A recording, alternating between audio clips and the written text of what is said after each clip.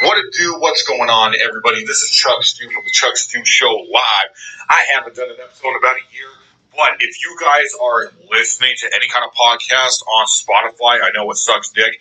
And also, what is that other website? I forgot what it is. Anchor. That one also, that one sucks also dick. But if you go on the podcast app, and if you download that, then anybody can upload anything. And what I'm talking about when anything is anything, that is going to be the show that I would suggest everybody listens to. They have tournament brackets. They talk about current news and politics. They talk about literally anything and everything under the sun. Buck James on the show was waiting for a new oven, and yes, that is right. I am talking about the show Off the Deep End with Bobby Light and Buck James. And what I would like to state is that even with the 5-minute segments that you listen to on the show, you're going to think to yourself, man, am I really going to like this? Because I think the answer that my brain is telling me is yes. This is what I like, this is what I'm into, and this is what is something that is all about what's going on in culture, what's going on in music. We're not talking about the new Megan Trainor and Cardi B record that everyone's talking about. Even Ben Shapiro admitted that he can't get his wife wet. And so this is what, we're talking about here. These people have to be agents, right? They have to be, they're agents of promiscuity. It's like, well, yeah, I mean, she's a Babylonian whore like Buck's last two exes.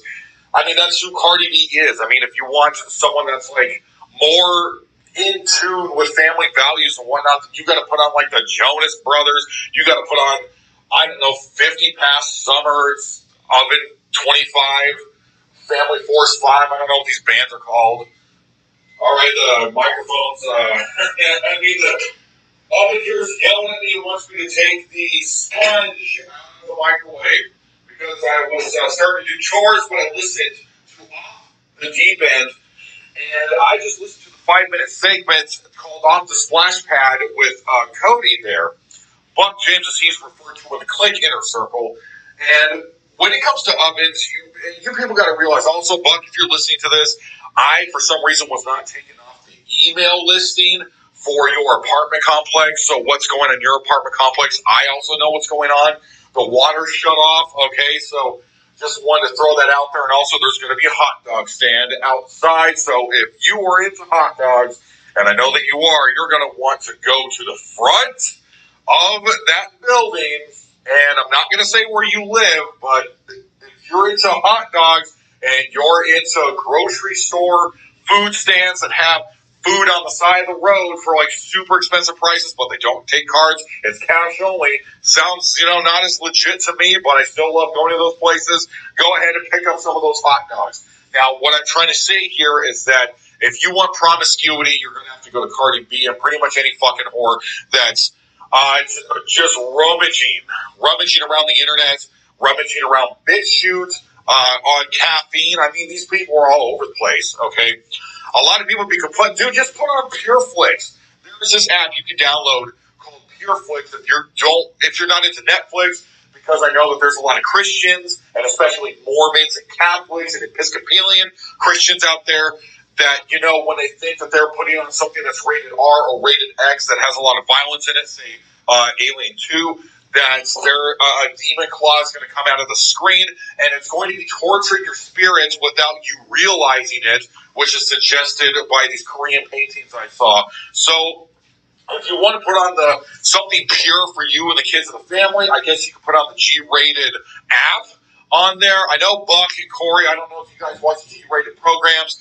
I mean, mostly those things are just for kids.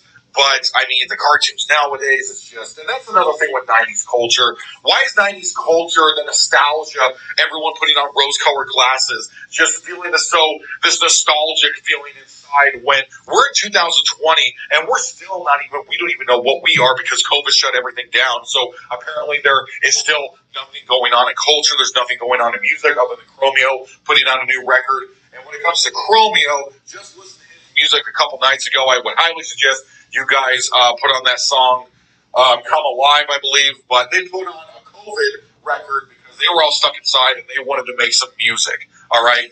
So here's the thing. With Cardi B's music, It's straight up garbage. I mean, she's a whore. I tried to put on, Doja Cat the other day with what's his name that we yell Burr, like he's always cold, so he has to wear those fur sweaters. Just same thing. It's just with the whole cartoon animation, Sailor Moon animation, the music video.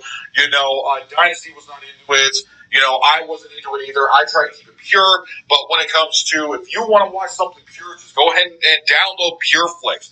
Okay, even if you put out a G-rated programming on Netflix, they still have these cartoons, right? They have the cartoons like Steven Universe.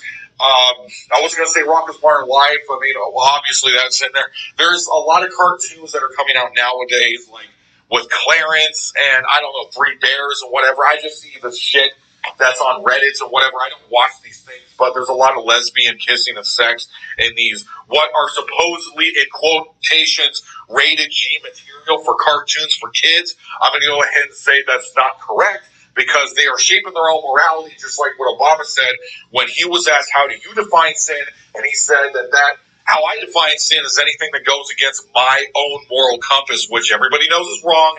When it comes to morality, you need to be able to say, you know what, this all comes from a source. This comes from God. Okay, it comes from Judeo-Christian values. It comes from the source that is written out in the text that has gone over, 2,000 years. Probably a little bit more than that, because the book of Revelation was written about, I believe, 100 years, about 50 to 100 years after Jesus ascended into heaven, which started the book of Acts. Okay, so what I'm trying to tell the people here is that if you want to watch off the deep end, you want to listen to it, just go on the Anchor FM profiles, an app that you can download. I watch a whole bunch of shows on there. I can't watch some of the shows like InfoWars, and I can't watch The War Room with Don Destroyer. I can't watch Real News with David Knight because those guys got banned on there, so you got to go to BitChute. And BitChute is where I'm on, and I'm just not Chuck Stew anymore, okay? I'm not this guy, this mythical ethos of a commentator and a newscaster talking head kind of guy anymore. I haven't done Chuck Stew in about a year, and I'm probably never going to come back to it, but I want to come back just for this one commercial. You guys remember back in the Rolling Stone article when what's his name, Ian MacKay and Minor Threat came back to do a reunion. It wasn't a reunion tour, like they weren't going to make a new studio album. They weren't going to go back on tour. They actually came back together to do a photography shoot, basically recreating the pictures that they took for the original first two albums. So this is kind of like what Chuck Stew is giving you guys right now for this commercial segment. And I'm just saying, like, a lot of people just like to jump on Twitter and they like to talk about, well, this is promiscuity and we're not really into this. And it's just, well, these are agents of the devil. They are called diamond sex kittens, just like that guy had that woman dressed up like a tiger, but it was very promiscuous in the show of Tiger King. The guy who was a mystic doctor, he would have the women be dressing up in very scantily clad dresses and wear, and like an Australian wear, or have them look like the cast themselves, and that's how he made a lot of his money. And we all know that this guy is someone you need to stay away from. It's kind of like Narcos, like he's one of those kind of agents. You can't trust him. You can't trust really any of those people. I mean, she, the woman on the show, she had both of her arms in the vending machines because she wanted the Spirit Cola, or the fizzing cola that's transparent, kind of like Crystal Pepsi. And then she told the guy if her arms will grow back right, he said, oh yeah, that's what the guy was telling her. It was construction worker with a buzzsaw. So what I'm trying to talk about here is that Buck needs to get a new oven. I use the oven. Me and my fiance, we use the oven almost on a daily basis. Not last night, though. We went to this place called Taco Boys. The guy who owned the place actually gave me an extra Coke. He gave me an extra, a Mexican Coke, where you have to use the pop top to pop it off to drink it. And I love Mexican Cokes. I actually prefer not the shanty, but I prefer the orange drink instead of the Fanta that's in the glass bottles. Okay, and then we ended up watching Jeopardy. I was writing a little bit of my book. But if you guys want to watch Off the Deep End, which truly this is what it is, you got two guys who seem like they're on the ball. They're not doing drugs. They're not drunk while on the show like what yours truly used to do. And this is what I'm saying, that you guys have to tune in to watch the show. I'm all about watching the show. I watch every time they upload an episode. I go ahead and I say snatchies, and I clicked on it, and you should too.